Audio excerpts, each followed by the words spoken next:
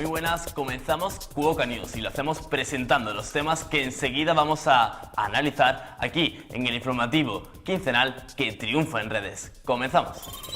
Los refugiados e inmigrantes, un drama sin solución aparente que afecta a la Unión Europea de lleno y que hoy analizamos con testimonios en primera persona.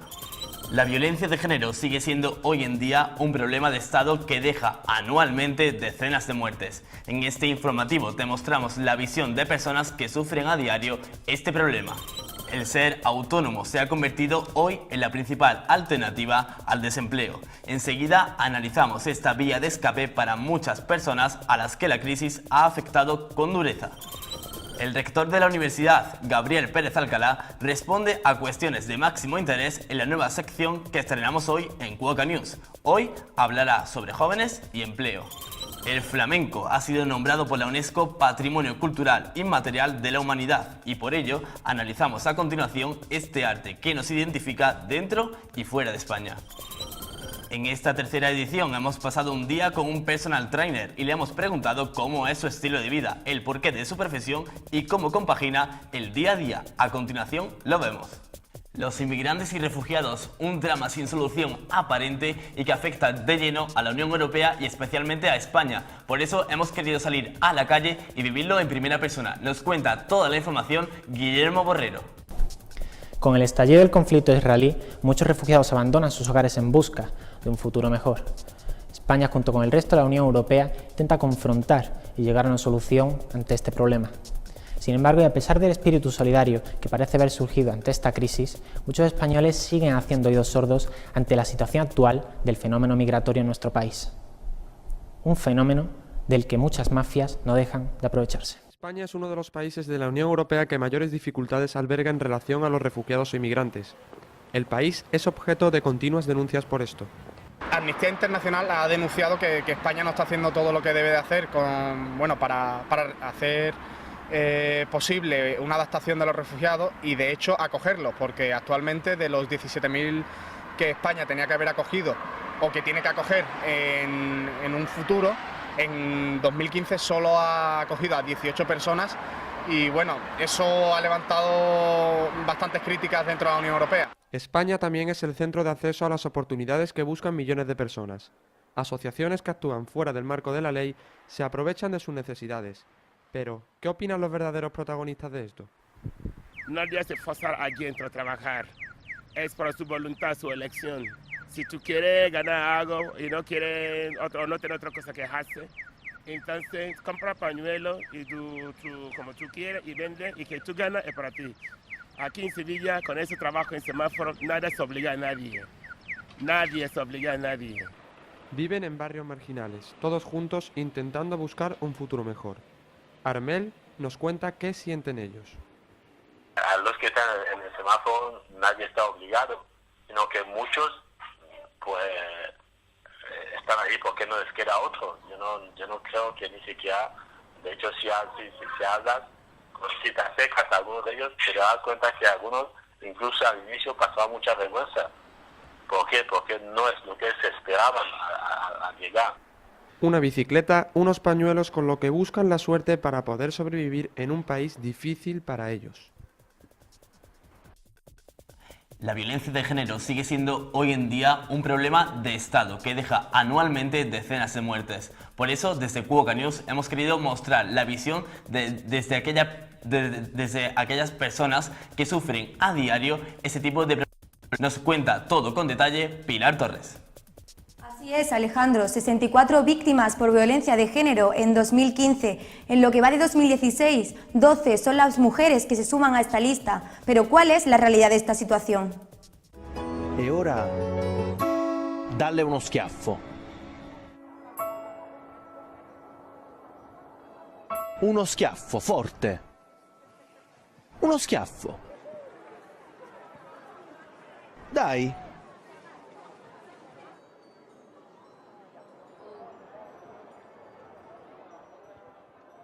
Muchas son las campañas publicitarias sobre violencia de género que vemos y escuchamos en los medios de comunicación. Incluso muchos famosos defienden la causa y denuncian el maltrato. El último acto de valentía lo protagonizó Alejandro Sanz en uno de sus conciertos.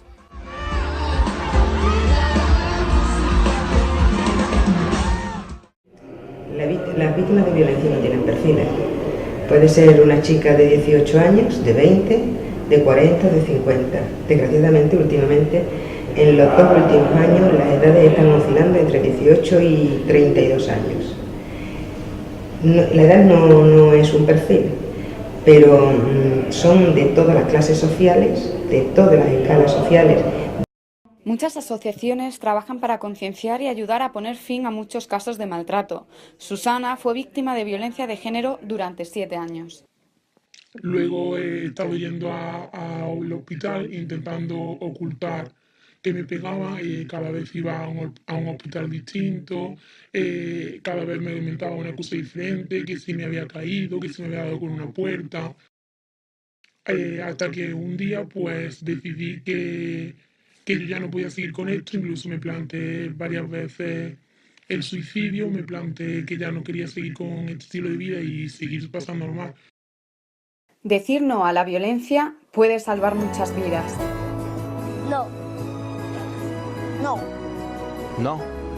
E perché no? Perché le femmine non ce la possono mai dare? Perché le femmine non si picchiano. Perché così si fa male. E perché Gesù non vuole far picchiare. Prima cosa è bellina e non glielo posso dare. Perché è una ragazza. Perché sono contraria alla violenza. El ser autónomo se ha convertido hoy en día una buena alternativa al desempleo. Por eso hemos querido analizar de la mano de nuestros compañeros cómo es el día a día de un autónomo y si es fácil serlo en España. Nos trae toda la información Andrea Jiménez. Los autónomos no solo tienen que sacar adelante su trabajo, sino que además han de hacer frente a elevadas cotizaciones y a elevadas cargas tributarias.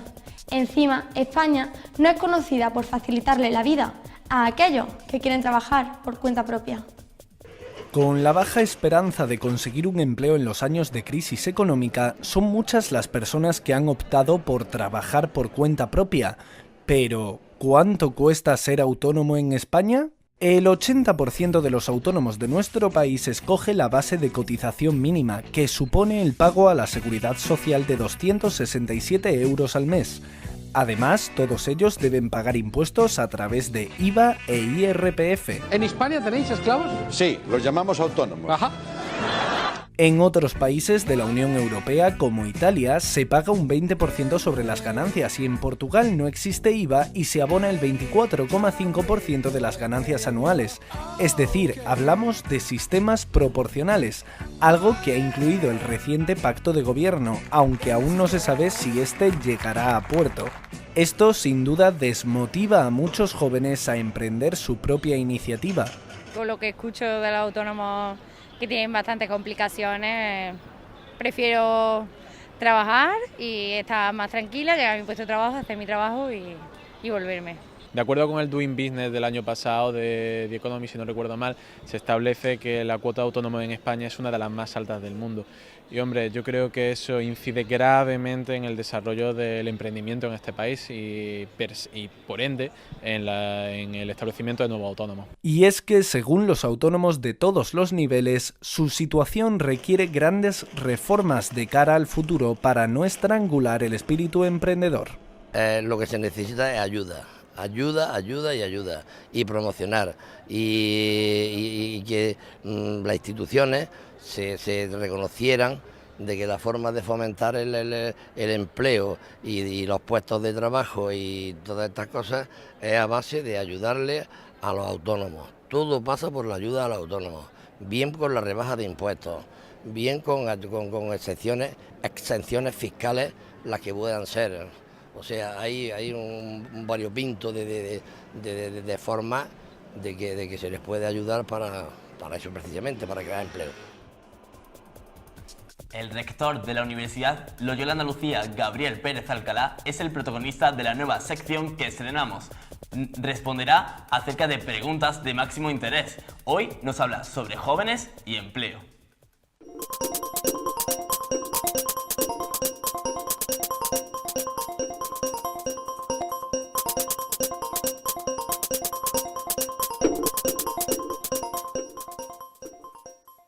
Es un hecho que el paro juvenil en España es muy alto. Es un hecho que los jóvenes que están entre 25 y 35 años, que las personas que consideramos jóvenes para el mercado laboral, tienen una muy alta tasa de paro, probablemente la tasa de paro más alta de Europa y una de las tasas de paro más altas de los países de la OCDE, de los países desarrollados. Pero no es menos cierto que esa tasa de paro tan alta no es homogénea con todos los niveles de formación. Hay una altísima tasa de paro en las personas que tienen baja formación y hay una menor tasa de paro en las personas de alta formación. Y aún dentro de esta hay diferencias según lo que se haya estudiado, dónde se haya estudiado y el desempeño con el que se haya estudiado. Por tanto, la dificultad de acceso al mercado laboral de las personas que terminan en la universidad depende mucho de qué es lo que se ha estudiado, con qué aprovechamiento y de las capacidades que la carrera y la universidad le haya dado a esa persona. Pero al mismo tiempo también olvidamos normalmente que una de las partes más importantes, una de las fuentes más importantes de trabajo es el autoempleo. Es decir, la creación de empresas o la creación de tejido empresarial por parte de las personas que terminan en la universidad, pues debiera de ser una de las posibilidades de empleo y de penetración en el mercado laboral. Si sumamos ambas cosas, nos podríamos decir que hay carreras y circunstancias en las que la tasa de paro es relativamente pequeña y carreras y circunstancias en las que la tasa de paro es muy alta. La pasión y la belleza de este arte han hecho que traspase fronteras. Hablamos del flamenco, un arte que hoy nos hace identificarnos dentro, pero también fuera de España. Nos trae y analizamos con todo detalle el flamenco de la mano de Inés Majo. La pasión y la belleza de este arte ha hecho que traspase fronteras, convirtiendo a nuevos países en patrias del flamenco. Por ejemplo, Japón. El flamenco llegó en los años 20 y actualmente cuenta con más academias que nuestro propio país.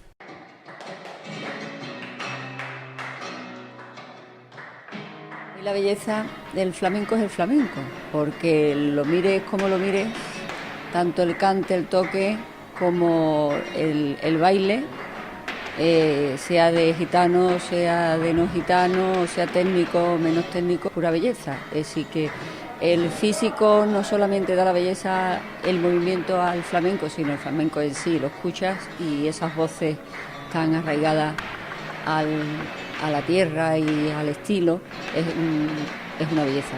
What's most beautiful to me about flamenco is, of course, the culture here in Sevilla, the Spanish culture, the way the people express themselves here through the music and through the way of life.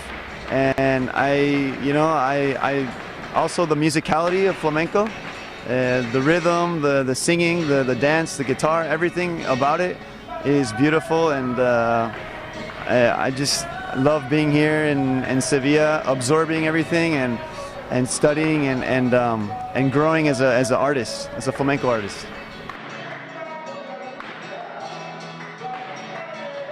Yes, it is very famous in Japan, and I should say China and Korea nowadays.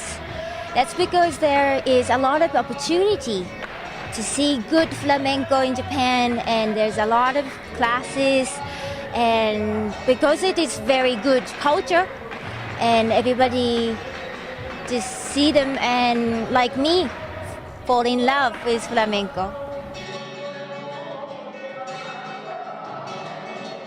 La belleza del flamenco yo la encuentro sobre todo en el hecho que ese estilo está realmente impregnado de la cultura española. Y no pienso que hay que ser español para poder disfrutar de ese arte, pero yo pienso que hay que realmente interesarse a la historia de España, a la cultura de España, a la manera de vivir de la gente. Y es lo que encuentro, es lo más bonito en el flamenco, es realmente esa cultura en la música. Pese al sedentarismo, un gran porcentaje de la población practica deporte con frecuencia. Es por ello que desde Cuoca News hemos querido salir a la calle y pasar un día a día con un entrenador personal para descubrir cómo es su día, cómo compagina su vida diaria, y todo ello en esa sección con la que despedimos esta tercera edición. Terminamos ahora sí esta edición recordando que podéis seguirnos en las redes sociales y sobre todo en Snapchat, donde podréis ver, entre otras cosas, cómo se graba este informativo. Nos vemos ahora sí en la siguiente edición. Hasta pronto. El deporte es una actividad que el ser humano realiza normalmente con objetivos estéticos o de salud, incluso con fines recreativos. Pese al sedentarismo propio de los tiempos en los que vivimos, no debemos olvidar que gran porcentaje de la población practica deporte con frecuencia, tanto al aire libre como en gimnasios o zonas recreativas. Es por ello que en esta ocasión Cuoca News ha salido a la calle para saber cómo es el día a día de un entrenador personal, su estilo de vida, el porqué de su profesión y cómo se puede llegar a compaginar la vida laboral con la personal. Bueno, pues todo comienza haciendo entrenamiento para uno mismo, empieza a informarse sobre el tema, gusta hasta que ya lo convierte en vocación. Y comienza a apuntarte a cursos de cada vez más nivel, hasta ya hace poco que terminé mi experto universitario en entrenamiento personal. Entre todos los que he cursado está monitor de sala, entrenamiento personal, especialista en prescripción de ejercicio en patología, nutrición para deportistas, suplementación, iniciación a pilates, ciclo. La vida personal y profesional realmente no cuesta, siendo estudiante no cuesta compaginarla. Tras conocer la opinión de un profesional, hablamos con una de sus clientas habituales, la que nos habla acerca de las ventajas de tener un entrenador personal y la diferencia a la hora de hacer deporte y cuidarse. El deporte abarca mucho, pero si tuviera que elegir lo que más supone para mí, pues sería en primer lugar una forma de despejarme y de evitar el sedentarismo, y en segundo lugar, y la más importante para mí, es la superación personal. Bueno, pues las personas que contratan un entrenador personal hay que tener en cuenta que la mayoría parten de cero y te aportando este entrenador personal lo que te ayuda es a dos cosas principales. La primera, una pauta a la hora de realizar la técnica del entrenamiento, del ejercicio que estés realizando, y en segundo lugar, anímicamente a la hora de afrontar ese objetivo. Incluso nuestras reporteras se han atrevido a practicar deporte con un personal trainer.